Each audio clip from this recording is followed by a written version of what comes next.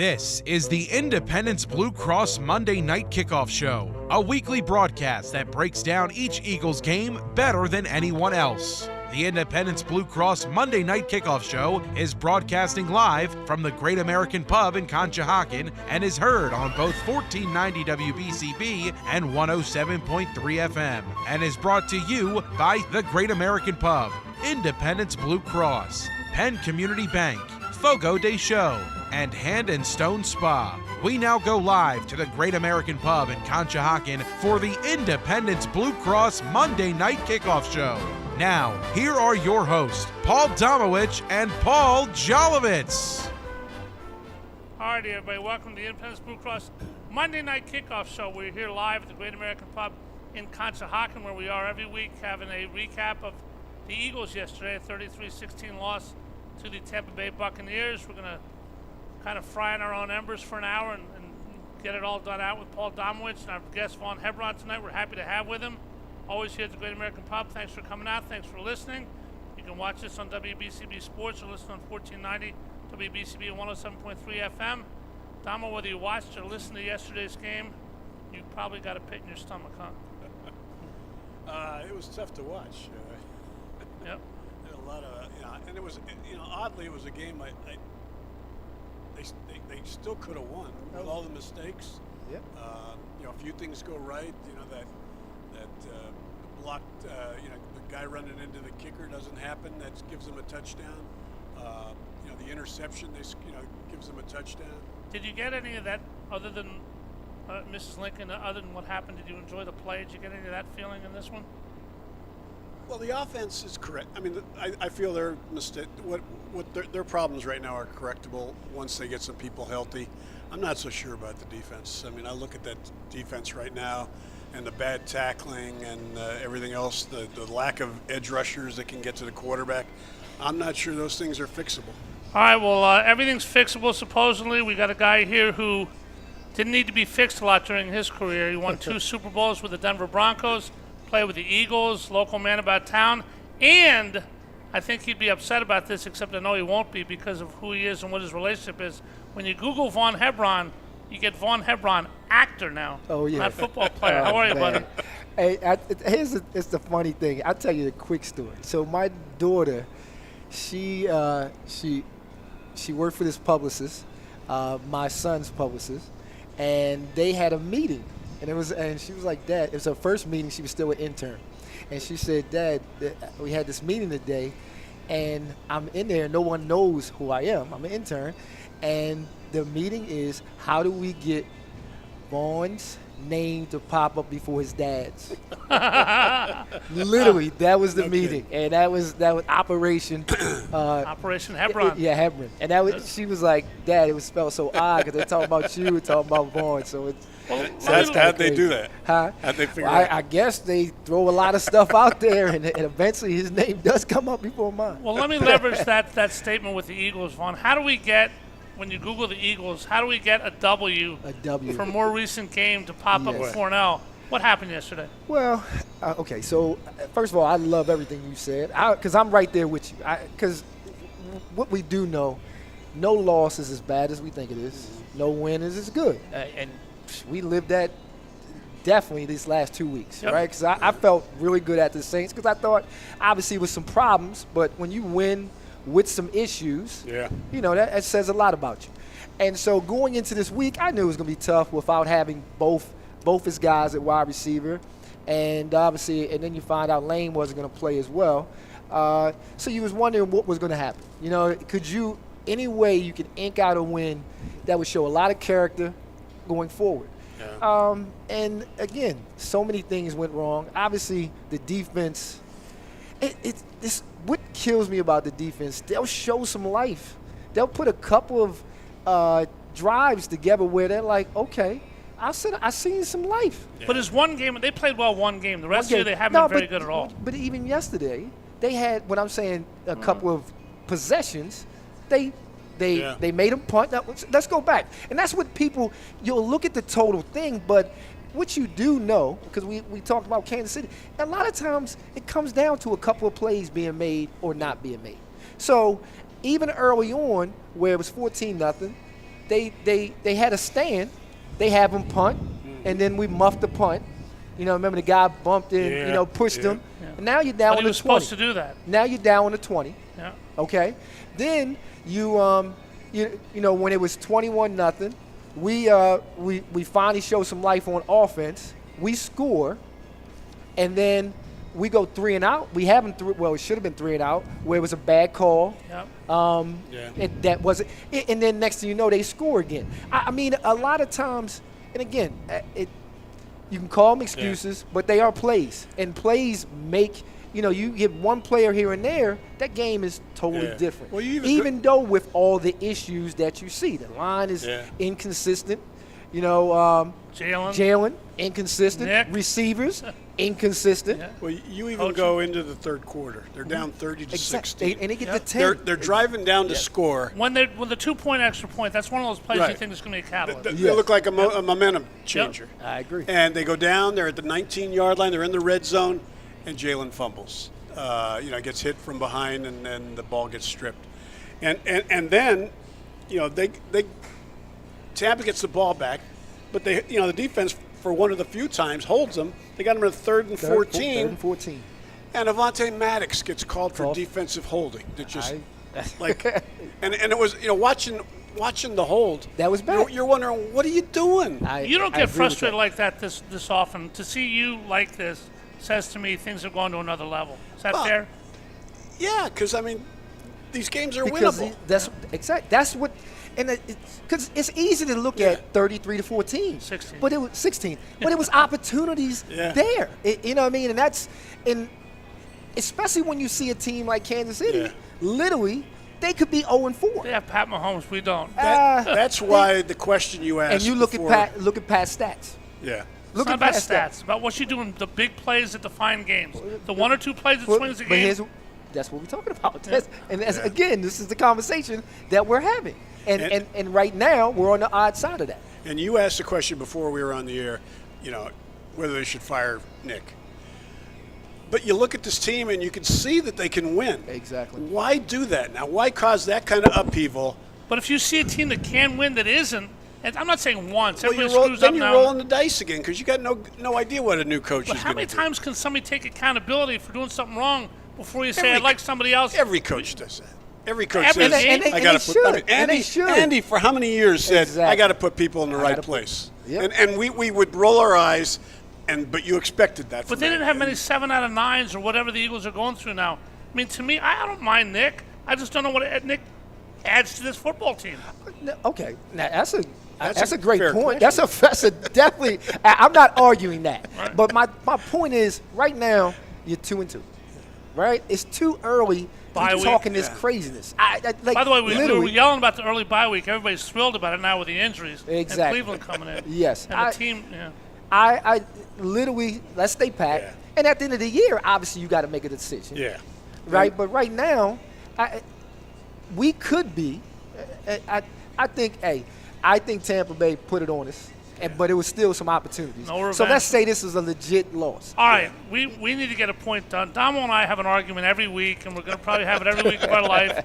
And he has his points, and I have my points. I'm glad you're here because you won 2 Super Bowls with the Denver Broncos. You returned kickoffs. We know about that rule this year. We know about everything, but this isn't about the kickoff. As a kickoff returner, Damo said yesterday, and he's obviously correct, 14 teams won the toss. Obviously, 14 teams lost the toss. Okay. And 14 teams elected to defer, to make their decision a second-half decision. This is called an independent event, but with logic to it. You're not rolling dice, something that's pure numbers. Okay. You're talking about something that's a logical component and a numerical component. Eagles have not scored in the first quarter this year at all. They get off to slow starts every game. You're thinking, how can we fix that? It drives me freaking insane, and my wife will tell you this. I go crazy every time it happens. When the Eagles defer, give the other team the ball, watch them walk it down. Yes. Down 7-0, down 14-0, down 20. You get the point? What's this deferring? Eagles, deferring makes sense for a lot of teams. Not the Eagles, not now. What's your feeling on this? Okay, so you're talking, first of all, when I played, so I can only go for that. When I played, they never deferred because I was good. Analytics were part of the we game. were. Yeah. No, I wasn't. If you felt as though your kickoff team, your kickoff return team was ball. a weapon, Yeah. and your offense is a weapon, you want the ball because you want to. Eagles have a better offense. You want to than put defense. that pressure on them. Yep. And our defense, if anything, obviously our offense ain't showing that much, but defense is sus. So therefore, put the pressure on. Take the ball, right? Take the ball. I agree. All right. Well, that can go many ways back and forth. I'm not even going to argue with you. Well, I mean, So you disagree with that? Well, I mean, it's not so much that I disagree. It's that that's just the way it is now. At some point, it became an analytic thing. Got you. Where everybody wants to have the ball to start the second half, with the thought being you score at the end of the first half. I agree. And it's like having the ball twice. No negative to that, absolutely. But I mean, that's the idea. I understand where you're coming from. If you got a horrible defense, but if you got that offense that can automatically put that 7 on the board, it sets a tone. All right, I want to take a break for a second. And the same thing is if you stop them on the first drive, Yeah. Now you're behind. You know, I mean, it still happens the same way. All right, we got 4 minutes to our first break. I want to kind of diverge for a second. This has nothing to do with football. A guy died this morning that played in Philadelphia for 2 years that made a huge impact. My wife, Amy, said he only played here a year and a half. It seemed like forever. He built a hospital in his native country, the Congo. He was a better person off the floor than he was on the floor, and he was a 4-time Defensive Player of the Year. Has nothing to do with football, but Domo Vaughn, Dikembe Mutombo dying is a huge loss for humanity, isn't it? Yes, Yeah. it is. Yeah. Yes, when that came through that alert, I couldn't believe it. I didn't know he if had you knew brain anything. cancer. I didn't No know. idea. I had no idea. I Must have heard kept nothing it of it. to himself. Yeah, he must have kept it to himself. It was Very, very sad. Very sad. Baseball-wise, Mets have clinched a playoff berth. We'll follow that with the Phillies. We're talking about the Eagles tonight with Vaughn Hebron. And I guess the question everybody has is it fixable quickly? I mean, next 4 guys, Browns, somebody terrible, I can't remember who, Bengals. Next 4 games are very winnable. At Cincinnati might be tough. Is this fixable, guys? And if it is, what has to be done? I definitely think it's fixable. Because again, we could very well be 3-1. 3-1. I think yesterday was a legit win by Tampa Bay, obviously. But we could be 3-1. And is it some issues? Without a doubt, but nothing that can't be fixed. What's the biggest issue, Damo? Defense. I mean, offensively. Edge rush, when you look at offense, I mean, they've got one of the top offensive lines in the league when it's healthy. Yep.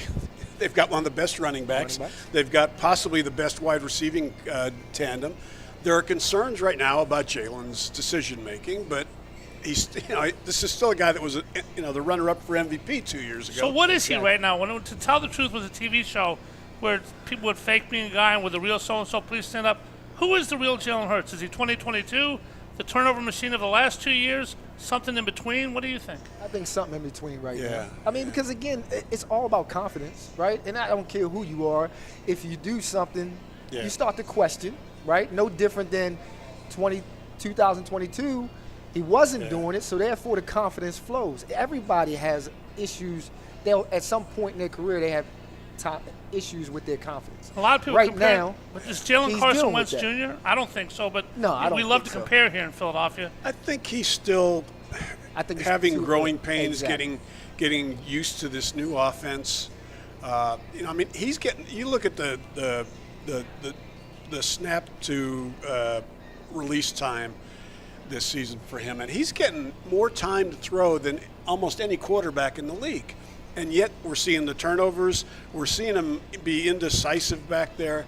And I think all of that is, he's now, with Jason Kelce gone, he is now in charge of making the protection calls. There's a lot on his plate. And again, I think he's still kind of adjusting to that. And it's only 1 year that he's ever had a back-to-back same offensive coordinator. Yeah. Right. I mean, we can talk about any quarterback that you think is better, and I guarantee you consistency and continuity has been a part of that. And I mentioned their defensive problems, and I think they're going to, they're not every game's going to be like yesterday where the tackling is that awful.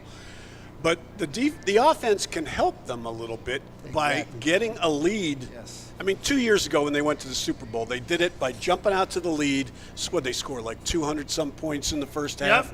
Yep. And then you're forcing the other team to play catch up, abandon the run, and your defensive line can just pin their ears back and go after the quarterback.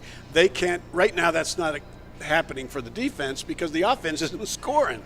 At least in the first half. No, you're right. We're trying to slice and dice all the way through it. When we come back, we're going to talk about two-word phrases or whatever. One's a name, one's a phrase that are giving the Eagles a big-time problem right now. We'll tell you what they are.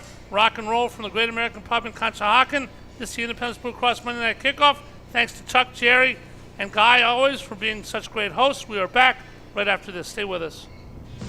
Since 1991, the Great American Pub in Conshohocken has been offering an authentic and memorable experience for guests looking to dine in or enjoy the bar and nightlife. Located at 123 Fayette Street in Conshohocken, the Great American Pub has all your craft beer selections and some of the best food options anywhere. While you're there trying their buffalo chicken spring rolls or Maryland crab cakes, enjoy your favorite sporting events on their numerous televisions surrounding the bar. Visit them at 123 Fayette Street in Conshohocken or learn more online at thegreatamericanpub.com. At Independence Blue Cross, we take care of the people who take care of you. Everyday heroes like firefighters, police officers, teachers, farmers, and healthcare workers. Doctors and hospitals across the region have IBX, and they know what it means to have reliable access to care. So whether you're saving lives or just trying to live a healthier life, count on IBX, the region's #1 health insurer for 85 years. Learn more at IBX.com.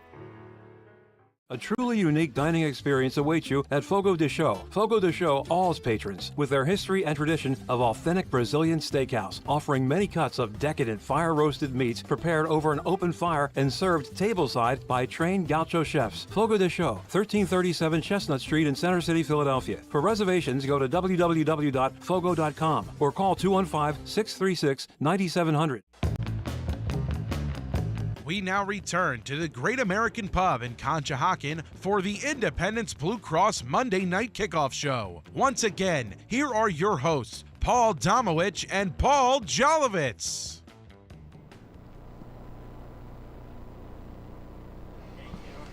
Alrighty, welcome back to the Independence Blue Cross Monday Night Kickoff Show live from the Great American Pub in Conshohocken, where we are every Monday at 6. Don't forget you can watch the show live at WBCBSports.com and YouTube Live by searching WBCB Sports. We're slicing and dicing from all angles. The Eagles game yesterday, we'll talk about the bye, Cleveland, the rest of the NFL, the Washington Commanders, who look pretty good in the East.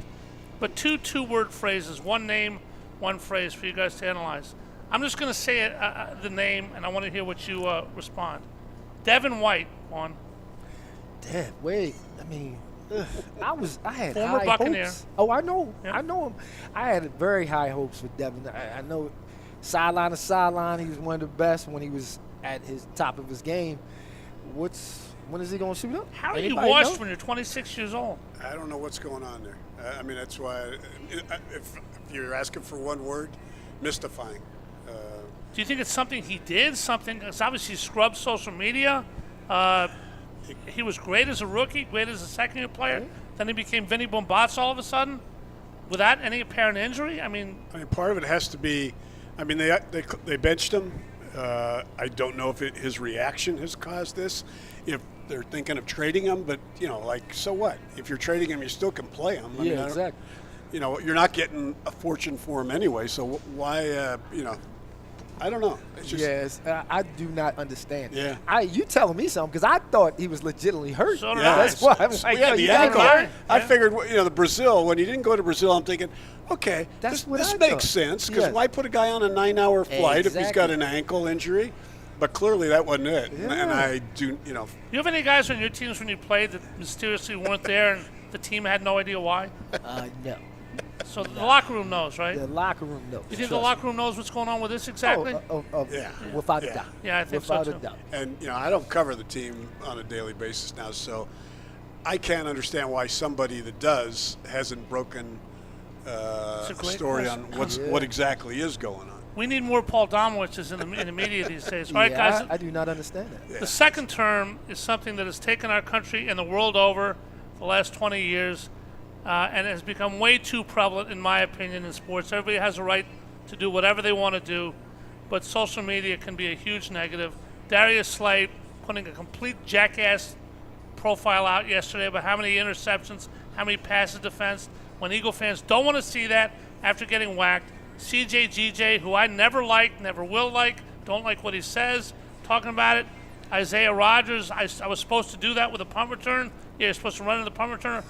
Well, on social media, what does it mean to you, and what does it mean for athletes to use in good, bad situations? Slice and dice that if you could. So you want me to sound old? I'm an old head. Like I mean, but you got 2 kids. Exactly. You're young at heart. Yes, but obviously it's just like anything else. To me, social media is going to get there before you do, right? Yeah. And how do you want to represent yourself, right? It's no different than how you carry yourself, because that is going to precede you, right? But that's alibis make me sick. Oh yeah, but my point is I don't know. I've always been about accountability, man. That's just who I am, and that's where I've always been. I'm not a big social media guy. You know, I only celebrate my kids. That's it. I never would. And again, it's kind of hard to talk because I never had to deal with that in my. You know what I mean? This is all they know.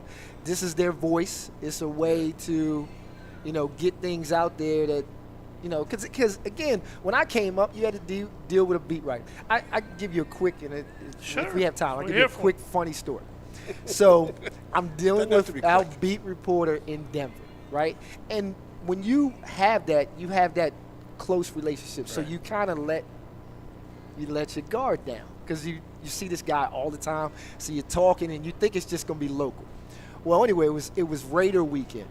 Right, so we're talking about how is it? The question was, how is it to play against the Raiders? So I'm talking like how crazy the crowd is, how crazy. And I said to the fact, I said that week, I said, literally, you would think they go into the prisons and let these people out. I literally said that. Doesn't work today. Yes. So, but I'm still thinking, this is just local. So this is all good. It's good. So just back in the day, kind of like social media. Who picks it up? Associated Press. Uh-oh. I didn't know that. I'm asleep. I get a phone call. My boy calls and say, yo, what was you thinking? And I said, what are you talking about? Oh, you said prison? And I said, yo, yeah. I said, how do you know that? Because he's all the way in Baltimore. He said, yo, it's Associated Press. So, again, that's kind of like social media. Again, you say things that, now, obviously, they meant it. But for me, that was kind of like my first intro into it. And then I realized what I say matters anyway. And Domo, you're a beat writer. I mean, you talk to these guys all the time. Now, you watch a game, good, bad, or indifferent, and after the game, guys go to the locker room. Normally, you go to the pregame show, postgame show, pressers. Now you're looking on Twitter, Instagram, Facebook. What's it like? Yeah, well, I mean, from the player standpoint, it just seems like it's an unnecessary added distraction. I mean, take a guy like CJ. Did not play well yesterday. Missed 80 tackles. Yeah, he had. They had 14. I think they had 14 missed tackles. He had 5, I believe. He's already got, according to Pro Football Focus, he's got 8 this season in 4 games. He had 12 2 years ago when the year they went to the Super Bowl. So I mean, clearly there's something going on there. He missed half the year that year too. The last thing you want to do is go if you're a player. Why go on social media and aggravate thousands of people? Double down. It just seems like, and then you're suddenly your attention, instead of on turning things around and being a better player, are on all these people that are attacking you. Yes. I don't understand it. It is hard to understand. A lot of things are hard to understand about yesterday's game. I mean, you get down 21-0. Obviously, you take yourself out of your game plan. You can't do everything you wanted to do. But for the Eagles, clearly, the main course is Saquon Barkley. It was in game 1. Then they decided, let's be tricky, kind of shelved him in game 2. Last week, they realized, hey, we have Saquon Barkley, kind of like Derrick Henry in Baltimore. What was the reason, Domo? Did the game get away from him? Did they get away from Saquon? And going forward, does he not have to be the primary ball carrier from minute 1? Don't be tricky. Just do what you do well, right? Well, I mean, first of all, he's a dual-pronged weapon. Yeah. I mean, they used him in the first series as a receiver, and it should have been a huge play and led to a score. Yeah, exactly. And Jalen missed him. Yep. but they didn't have. I mean, the first. I want to say they had like 9 plays on offense for the first going into the midway through the second quarter. Yeah. I mean, they just didn't have opportunities where you could say they're not giving them the ball. I think that whole because I mean at one point it was how many plays ran against that. Yeah. It was crazy. The time it was. Everything was. Yeah, I think when they try to get settled, they obviously got into that. Yeah. But again, and then you start. Do you panic? You know what I mean? And then you realize you're not that far. You know, even 21-0, it looks bad. But 20, it can happen quick. You still can stay with your game plan, and I think that was a mixture of a little panic and then obviously just lack of plays, period. All right, you're a running back, Vaughn. In my opinion, I've said it before on this show, I think Domo agrees, but he's welcome to speak if one way or the other. I think running backs got to the point in the NFL where they were ignored too much, where we pretended they don't matter, where a combination of Joe and Frank was everybody's goal. Doesn't matter. Don't sign a big guy. Don't draft anybody high. I think they realize that's ridiculous right now. And guys like Bijan Robinson and Saquon and Derrick Henry, what about the NFL's position on running backs and where they fit in today's game with the cap and everything else? You know, you talk to the choir here. I mean, I know what we bring to the table. It's funny, though. It really doesn't become that important until just like the game itself. When the playoffs come, that's when they start. That's when they start pounding. Yeah. You know what I mean? It gets cold outside. It's a whole different game, and now all of a sudden they become important. You know, it's one of those things over the years, just like with analytics. It's been a thing where they kind of belittled their position. But at the end of the day, if you control the line of scrimmage, and that's really when you control the line of scrimmage, is are you running the ball? Especially without both of your receivers. I mean, you got a great back. But see, I don't think overall, I don't think that running backs are any less important. I think I mentioned this last week. What's happened is teams just feel, rather than overpay a first-round pick on his second contract, they feel they can get value in the 5th, 4th, 5th, 6th, 7th round. I mean, Kansas City wins Super Bowls. But there's no other example of that. Pacheco's what everybody says about this. But then say, other than Pacheco, who are we talking about? There's tons of examples. Who? Well, I don't have the names here, but you can I'm talking about stars, not people who are functional. Well, if you got nobody's a workhorse back anymore, so except for Derrick Henry. Yeah. So you know you're doing it with 2 backs, and you're never going to overpay either one. But you look at the numbers; they haven't changed dramatically. I mean, there are no 300 carry backs anymore, but teams are running a little less. But is there anybody that's forced a defensive coordinator to game plan for that guy rather than just 2 guys named Fred? No, because I mean, passing is the name of the game. Okay. Passing but and to the back. just want to look at yesterday from the standpoint of you claiming Saquon was ignored. First series, they throw that deep ball to him. Then he runs it the next play, but it's 3 and out, and they have to punt. The next series, he runs it again, but it's 3 and out, and they have to punt. The third series, they throw to him, and the ball's tipped, and it never gets to him, and they have to punt. Right? Finally, the 4th series, he carries the ball 6 times. So they didn't ignore him. I mean, just wasn't a lot of plays. Yeah, exactly. I mean, the game dictates the flow. I think that was part of it. I think that's fair. The game does dictate. Yeah, but they got to go back to Saquon against Cleveland. But I agree. I just think, to me, especially when the line is kind of inconsistent right now, I think running the ball, establishing that presence, kind of, I think it settles everyone. Right. You know, it gives identity, and then I think you open, especially when you don't have your top guys. It's gonna. But again, it's hard to really say was the game plan off because we didn't get enough. Early picture of what it was supposed to be. All right, when you 3 and out. 3 and out is crazy, and that's what the Eagles did. We're going to talk about Vic Fangio when we come back, guys. Did he adjust enough? Did Tampa give him opportunities to blitz? We're also going to talk about an NBA basketball team not in Philadelphia for no reason whatsoever, but for every reason whatsoever. What are you talking about, Jolly? We'll tell you. The Independence Blue Cross Monday Night Kickoff comes back from the Great American Pub right after this with Hebron and Domowitch. Stay with us. Since 1991, the Great American Pub in Conshohocken has been offering an authentic and memorable experience for guests looking to dine in or enjoy the bar and nightlife. Located at 123 Fayette Street in Conshohocken, the Great American Pub has all your craft beer selections and some of the best food options anywhere. While you're there trying their buffalo chicken spring rolls or Maryland crab cakes, enjoy your favorite sporting events on their numerous televisions surrounding the bar. Visit them at 123 Fayette Street in Conshohocken or learn more online at thegreatamericanpub.com. At Independence Blue Cross, we take care of the people who take care of you. Everyday heroes like firefighters, police officers, teachers, farmers, and healthcare workers. Doctors and hospitals across the region have IBX, and they know what it means to have reliable access to care. So whether you're saving lives or just trying to live a healthier life, count on IBX, the region's #1 health insurer for 85 years. Learn more at IBX.com. A truly unique dining experience awaits you at Fogo de Chão. Fogo de Chão awes patrons with their history and tradition of authentic Brazilian steakhouse, offering many cuts of decadent fire-roasted meats prepared over an open fire and served tableside by trained gaucho chefs. Fogo de Chão, 1337 Chestnut Street in Center City, Philadelphia. For reservations, go to www.fogo.com or call 215-636-9700. We now return to the Great American Pub in Conshohocken for the Independence Blue Cross Monday Night Kickoff Show. Once again, here are your hosts, Paul Domowitch and Paul Jolovitz. All righty, back with the Monday Night Kickoff. My wife Amy yesterday was talking, and she brought up an NBA team, guys. And I want to ask you, Vaughn, as somebody who played in the NFL for a while, about this. Not the Sixers, but the Heat.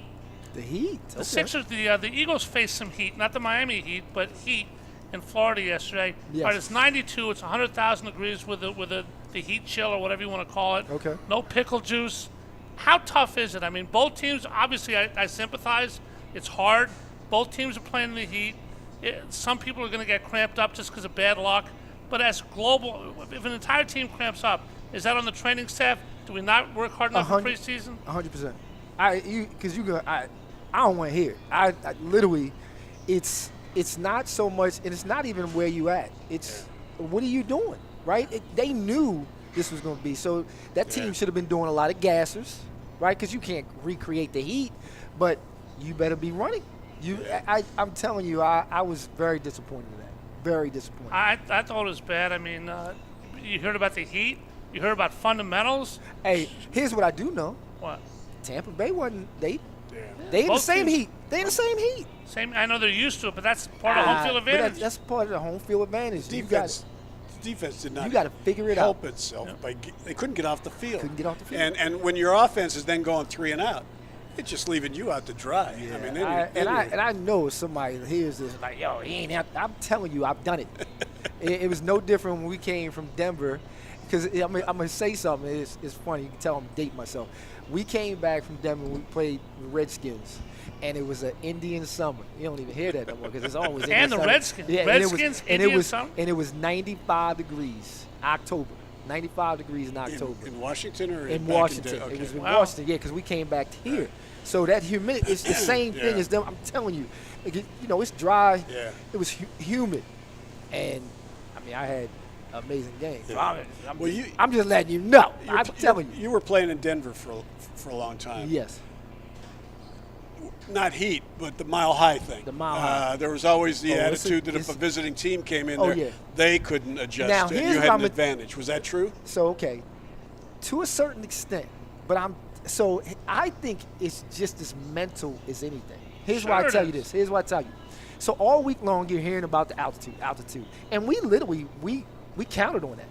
And I remember a couple of times, because we ain't lose much during that run, but a couple of times we sitting there like, the other team is up. We was like, when this altitude gonna kick in?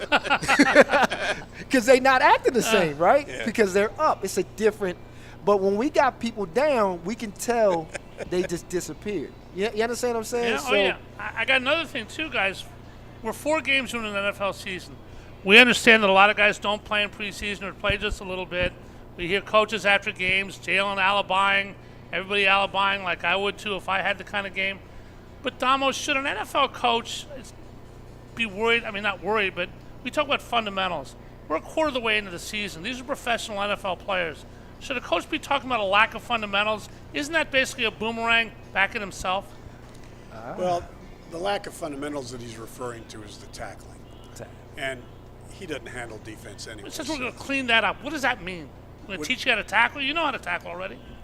You should, but yeah. I mean, I will tell you, it's just like anything else. It's a skill, and if it's not practiced constantly. When Vaughn played, and it's they also tackled to the ground all the time in practice. Now it's the That's what we missile did. shot. Yeah. So- Now it's you watch them in training camp with the big thing that looks like at a fairgrounds with the mat that they dive on. Oh, I agree. And also, that doesn't do the trick. But it was a problem at the end of last year. It's a problem this year. They've lost a bunch of games. When is it going to be solved? And they can't say afterwards, we got to clean that up. I agree. Also, you got to talk about mentality, right? Because you got to call some people. You got to have some hard come to, Jesus moments when in film, and you got to call some people out, and you got to talk about the manhood. And Domo, it sounds like Fangio has those kind of moments, right? Fangio is not afraid to tell people what he thinks, and I gotta believe that he's he got to telling them make today. that fear count because I mean, at the end of the day, we hate nobody. Nobody wanted to look like that on film. So you're not creating that type of environment because I'm telling you, you did not want to be that guy.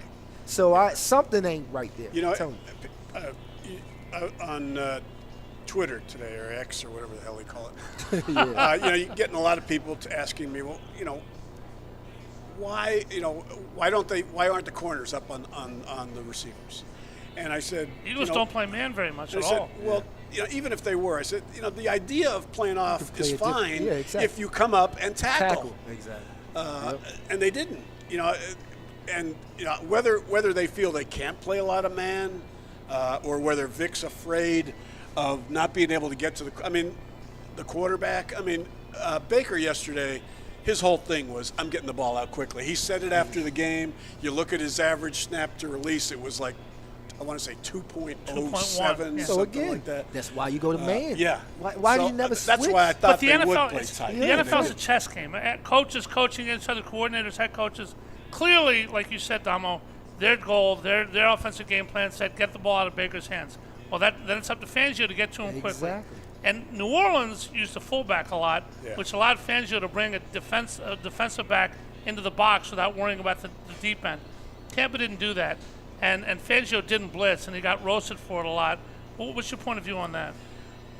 Well, that's who Vic is in an ideal situation. You don't question it because he's getting there with a four-man rush if he's got people that can rush, and you've got people that can tackle, and then your safeties you're playing two safeties deep, and nobody's beating you deep.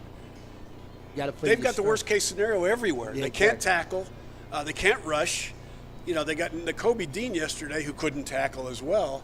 And not that was new, but you got to have linebackers that can tackle. If they're a mess right now. That's why I don't know what Vic does right now to make adjustments. Does he bench people? But who do you replace them with? They got no edge rushers. You're going to play Brandon Graham like 10 more snaps a game and then have him die in December? Is Hassan on your radar at all in any way, shape, or form? Is what? Hassan. Well, they can't. I don't know if you saw it today. They cannot trade for him. You cannot trade for a guy you got rid of until there's a 2-year. So seriously? That's crazy. I saw either Adam Schefter or Ian Rappaport reported that, so I know it's gospel. That's crazy. Yeah, so he's out of the picture, but they got to go get somebody. They got to go get somebody. All right, Vaughn, if I said to you, who have you seen last? Of these three, who have you seen last? A, Bryce Huff, B, Nolan Smith, C, Tyrannosaurus Rex. What would you say? I just watched. I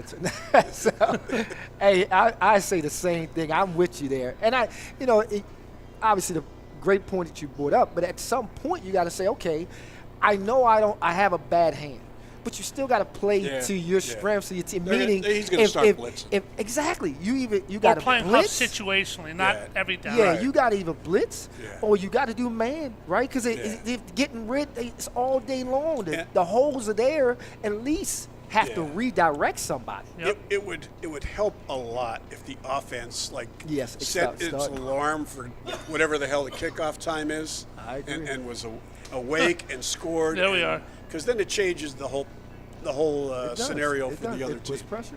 I agree. All right, a lot of people say last week Jalen Carter played very well, dominant. If you can play like that, be one of the best tackles in the league. Jordan Davis woke up, made a couple nice plays. I agree. The question, Vaughn and Damo, is obviously you're not going to do it every week. We're not going to have a great week every week no matter who we are. Aaron Donald didn't have a great week every week. But you got to do it more than once. You can't say once in the first 5 games and then hold on to that until you do it in the 10th game again. The interior, and I like Milton Williams too. I think he's the Eagles' best tackle so far this year. You got to cave the line so the edge can go. If the edge can't and you're not, in other words, it's a domino effect, and none of the dominoes are going now. How important is it, Vaughn, not to have that 1 week every few, but consistency? You talking about being For professional? Jalen and Jordan, yeah. Are you talking about being a professional? Yep. I mean, consistency is everything. And you say Aaron Donald, or you mentioned names. I know you were joking. Don't do it. They did it Pretty much every week. Pretty much every week. Yeah. I mean, if we're talking about, we thought these kids were going to be everything. Yeah. They're going to game changer. Game changer. You change the game weekly. That's what you do. Yep. I'm telling you, last week I'm like, oh, who were they? Can we get this? And then I'm like, what's And then towards the end of the game, they show you Jalen on the sidelines. Yeah. And that was weird. I mean, I thought this kid was growing up. Jalen Carter. And he's arguing with, the crowd triggered him, I guess.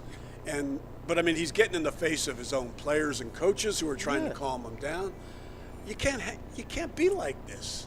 I mean, the problem was they drafted him when Jason Kelsey was still here, when Fletcher Cox was still here, people that could keep him in line. Now there's not really anybody aside from Brandon Graham, and Brandon's on his way out. Nobody's listening to Said Brandon. he might want to play another year, but that. Yeah. And we hear about Jason Kelsey incessantly. We see him incessantly. God bless him. Good for him. We don't hear a lot about Fletcher Cox. They miss him a lot, don't they? They do, as far as the leadership on that line, and he played much better than I thought he would at the end of his career. But yeah, I think Vic's gonna. I think he's going to start blitzing a little bit more. Nakobe Dean is a good blitzer. Watching him at Georgia, that was one of the things he could do well. I also think they need to do take some chances here. Move Carter out to end occasionally. See what because I think they got guys that can play anywhere on that line, including, even though he's 360 pounds, Jordan Davis, because of the athletic ability he has. Although we don't see it very often. But what killed them yesterday, compared to New Orleans, when they played the Saints they played 12 personnel most of the time. They never used 3 wide receivers, which allowed Vic to play 5 guys down. Suddenly you got a clogged up situation. Yeah. It was harder to run, even for Alvin Kamara. Yesterday, Tampa runs 3 wide receivers as much as anybody in the league, and they couldn't. They had to go with four down line. And the wide receivers are very good. You're talking philosophically. I have a question for you philosophically, both of you guys, but Damo, you first. John Wooden, arguably the greatest coach in the history of sports, had a phrase. He had a lot of sayings, which I think are whatever, but one really rang true to heart. Failing to prepare is preparing to fail. We heard about preparation yesterday for the Eagles, that they weren't prepared. How much of an indictment upon the coaching staff, Howie Roseman, or whoever is not being prepared to play an NFL game? I didn't hear the word prepared. A lot of people talk about they just weren't prepared. They weren't prepared for what Tampa did. They weren't prepared for the Heat. They weren't prepared to tackle. I agree with Vaughn with regard to how they weren't prepared for the Heat, but they did start taking IVs like a day or two before. Which is all you can do if you're not. But the problem is it's long term than that. They weren't in shape. But as far as being prepared for what Tampa didn't do anything unexpected. They played them last January. They saw the blitz. That's all the more reason to be prepared. They played in the regular season. That's why it's not a preparation problem. It's an execution problem. Do you feel that failing to prepare is preparing to fail, Vaughn? Oh, without a doubt. I have to agree, though. Now again, on the surface, you can prepare all you want. If you don't execute, yeah. If a guy tells you a hook is coming, and you're not looking for So I know how it looks that they weren't prepared, but I hope and pray. I'm not in the locker room, but I'm hoping they did prepare for what was coming. I thought Tampa Bay did it at a higher level. All right, when we come back, final segment, we're going to talk about preparation during the bye week, self-scouting, what Nick Sirianni, Kellen, Vic, everybody has to do, the players. We'll take a look around the NFC East. There's a new potential sheriff in town. And take a look around the NFL. We got a couple Monday night games tonight. Tennessee and Miami is but Detroit and Seattle should be a good one tonight. Second week with 2 Monday night games. Why? We have no idea. We do have an idea that we're going to be back on the Monday night kickoff from the beautiful Great American Pub in Conshohocken right after this. Final segment. Stay with us. Since 1991, the Great American Pub in Conshohocken has been offering an authentic and memorable experience for guests looking to dine in or enjoy the bar and nightlife. Located at 123 Fayette Street in Conshohocken, the Great American Pub has all your craft beer selections and some of the best food options anywhere. While you're there trying their buffalo chicken spring rolls or Maryland crab cakes, enjoy your favorite sporting events on their numerous televisions surrounding the bar. Visit them at 123 Fayette Street in Conshohocken or learn more online at thegreatamericanpub.com. At Independence Blue Cross, we take care of the people who take care of you. Everyday heroes like firefighters, police officers, teachers, farmers, and healthcare workers. Doctors and hospitals across the region have IBX, and they know what it means to have reliable access to care. So whether you're saving lives or just trying to live a healthier life, count on IBX, the region's #1 health insurer for 85 years. Learn more at IBX.com. A truly unique dining experience awaits you at Fogo de Chão. Fogo de Chão awes patrons with their history and tradition of authentic Brazilian steakhouse, offering many cuts of decadent fire-roasted meats prepared over an open fire and served tableside by trained gaucho chefs. Fogo de Chão, 1337 Chestnut Street in Center City, Philadelphia. For reservations, go to www.fogo.com or call 215-636-9700.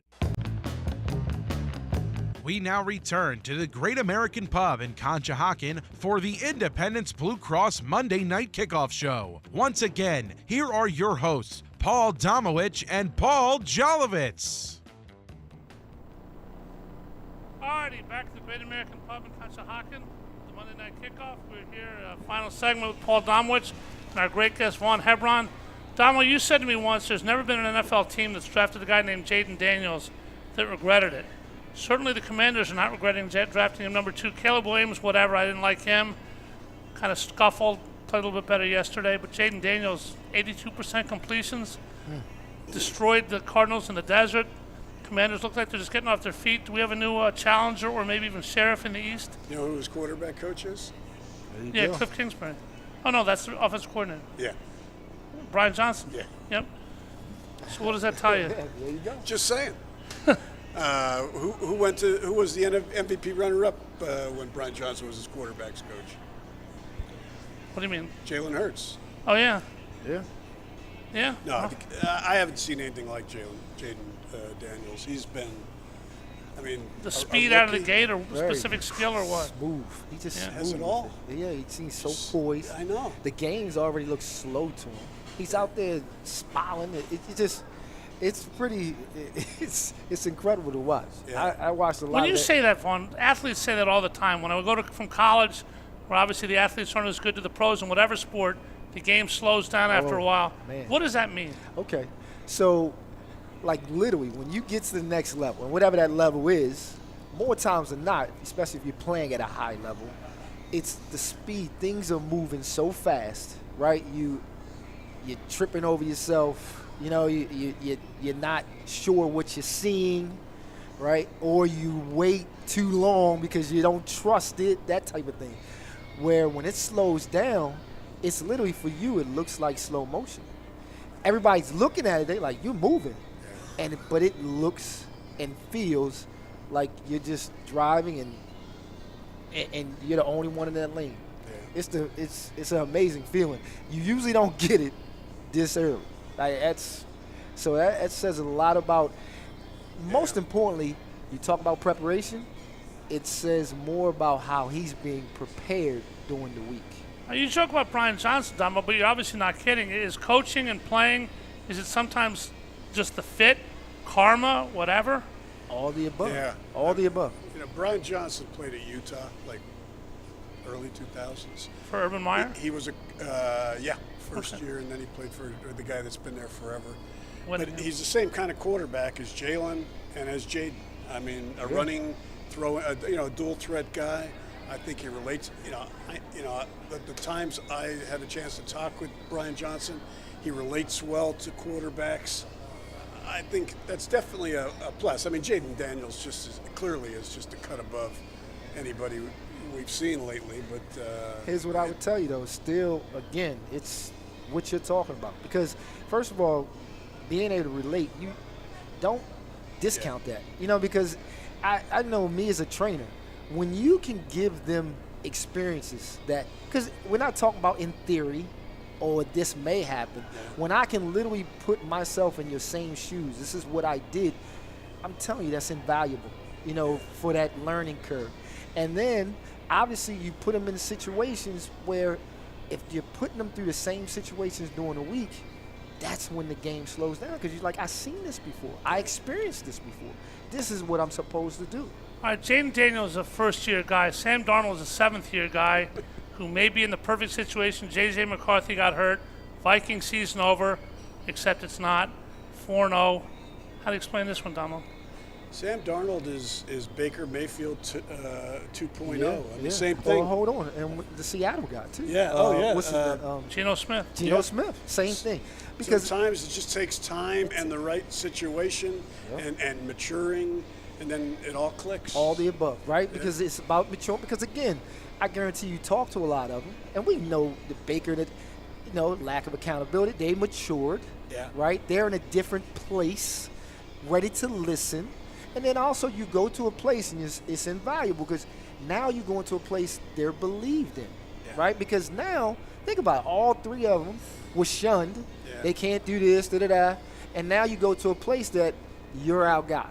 I'm telling you that, come on, that's right there. That's anybody. When people put their hand around you say, you're my guy, that's a different thing. Kevin O'Connell is, a terrific coach, obviously, and he's a former quarterback, which helps. That's some pretty good wide receivers too. Darnold's kind of walked into a situation where there's not nearly as much pressure as there was when he was in New York. Because nobody expected it. Yep. Right, nobody expected it, and until J.J. McCarthy gets hurt, you're just riding the bench. So he's playing with house money. Mm-hmm. And that helps. It helps your confidence. It helps how you play because you're not tight. All right, guys, we're at week 4. Quarter pole, you can say. Eagles in the bye. They play Cleveland. Personally, I have a pet peeve about people talking about MVPs after a ridiculously low sample size of the season. I was very wrong with the Eagles yesterday, guys. I look like an idiot. I thought the Eagles were going to play very well. But I was very right about another game. I can't stand people getting MVP buzz after 3 weeks and like their team can't be any different. I thought the Baltimore was going to blow Buffalo away last night. I said that. Josh Allen is a fabulously talented quarterback, without question. He very rarely plays well in big games, very rarely makes the play his team needs. And he played bad last night, and they played bad last night. Do we move to judge Vaughn both positively, maybe negatively with the Eagles, too quickly in life and sports all the time?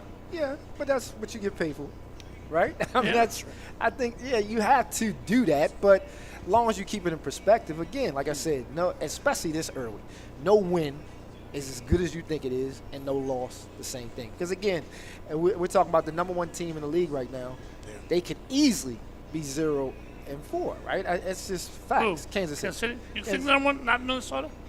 You had to rank them right now? What do you do? Yeah, I would be just because of the pedigree. Okay. Right? Yeah. That's just I would rank them. No. Yeah, I agree. Looks like Andy Reid can coach Dummel, huh? He can coach. No wide receivers anymore, huh? He can coach, baby. He can as long as he. That's why he's not going to ever retire. He's going to die in that job. Yeah. Or if Patrick Mahomes decides to retire or quit. Why? But you got this guy as your quarterback. Yeah. You're always going to be a Super Bowl. Do you know Vahe Gregorian? Yeah. I went to school with Vahe. Vahe was a wide receiver for Penn. He's now the top sports columnist in Kansas City. He's a Hall of Fame selector. Yeah. Yep. Your Broncos, Vaughn, they look like nothing first 2 weeks. We've been talking about it. Hey, and guess what? 2-2. Old school. They just pounding the ball, playing good defense. 10-9. You a Peyton fan? Huh? You a Peyton fan? Not Peyton Manning, Sean Payton. I know what you're talking about. Not a good guy. Nah. Not a good. I'm telling you, if you meet him, it's all about him, isn't it? So no, all about him. Yeah. All about him. That blew me away. Because I knew nothing about him. And then when he got hired, we meet the new coach. Yeah. I'm telling you, not a good dude. If they got beat yesterday like the Eagles did, Nick's taking accountability. We got to do a better job. We got to clean things up. Sean Payton's telling you how your quarterback sucks. Oh yeah. How your defense coordinator looks like he went to school in Zimbabwe. I mean certain guys do something. He's everything that you think he is. Yeah, I'm telling you, he's that blew me away. I don't know why I thought better of him, but I'm telling you, to me, On the Super Bowl. it's something. All right, Tomo, we play the Browns in 2 weeks. Is this Eagles team ready to rock? And as people say, wait till the bye week's done, we'll clean some things up, motoring, or are they in trouble? Well, I mean, this is an important week for them. The self-scouting. Don't you self-scout every week? I know not as much, but it's quick. It turns over real Exactly, quick. yeah. You got to go game It's like plan. getting this up and and that. going back to work. Exactly. This is different. And when you win, you don't scout the way. A loss will bring different eyes. You understand what I'm saying? Yes, sir. And so when you win, you kind of, even if, all right, I could have stepped right a little bit more. I could have stepped with my right foot. You don't make those type of changes on a win because you're like, we won. You know what I mean? So it's easy to scuff over. This, hopefully, they digest what they need to digest. Nick I'm trying to think if it was either after the game or today's press conference. I mean, he was asked, what are you going to self-scout? He said everything. He's scheme, the fundamentals, and you asked about fundamentals. He specified fundamentals as being tackling, and he's talking about defense, tackling, and a term I haven't heard in a long time, block destruction. Block destruction. Meaning getting off blocks, Yeah. and which they're not doing a very good job of either, which is one of the reasons they're missing the tackles. All right, Tom, I'm going to ask you a question right now. Give me yes or no answer, whatever. Vaughn, same thing. If you asked Howie Roseman right now, simple question, Howie, are you glad that you signed Bryce Huff? What's his answer? Oh, man. In other words, when does the general manager admit a mistake? When do you think we got to go further? We got to look more. It's the bye week. We'll reassess, blah, blah, blah. Or somebody being honest just says, yep. Well, again, as I said earlier, it's 4 games. 4 games. But if we're saying, V, you need to answer this question after 4 games, be honest, I'm not happy with what I see. Right?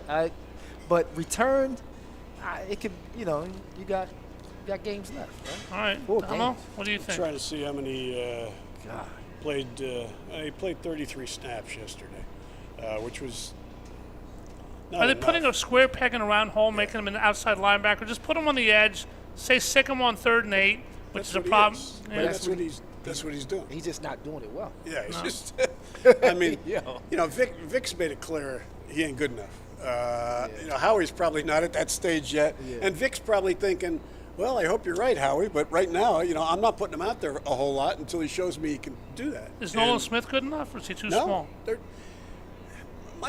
My problem with Howie's approach to edge rushers is he just gets fascinated by guys that could run a fast 40, and it doesn't matter that they're 230, undersized, and those two guys are just getting the crap kicked out of them. I mean, they can't, they run into a tackle, and it's like this, it's like, okay. That's the truth. So. All right, Vaughn, any quick thing, any last comments, last thoughts, things around the NFL, Eagles, anything else you want to get out there, pump up, anything? No, like I said, it's early. Hopefully they do truly self-scout. And, I think you got to have some hard conversations. I mean, nothing like some film study and you point out what's the real. You've been in those sessions, obviously, after losses. I live for it. I live for them because I'm telling you, it shakes people's core. Because you don't want to be that guy. No, you don't want to be that city. I never wanted to be that guy. I'm telling you, I don't care how good my game was. I'm always thinking about the mistakes that I made. Yep. That's just, no. All right, Damo. Philadelphia's been shaken to its core. 2-2, bye week. No buys for us. We'll be here next week with your buddy Derek Gunn, who will take an honest look at the Eagles from his perspective. We thank Vaughn Hebron so much. We love having these guests, buddy. You do so many great things. Good luck with your family. Good luck with you. And thanks for being with us. All right, thank you. Appreciate it. All right, Damo, let's put it together again next week. Any final thoughts? No. like Vaughn said, it's early. There's still hope. I'm sure they're trying to put yesterday behind them, and their next team up is Cleveland. It's a struggling team. So, as Yogi Berra said, it gets laid awful early around here. We'll see what happens next week. This fine show has been produced by Brianne O'Neill, Stephen Lawler, and Gus Barber back at the station. Thanks to the beautiful Great American Pub, as always, for hosting us. See you next Monday night. For Vaughn and Paul, I'm Paul Jolovitz from the Monday Night Kickoff, saying have a great week, and go Eagles, go Phillies, Red October.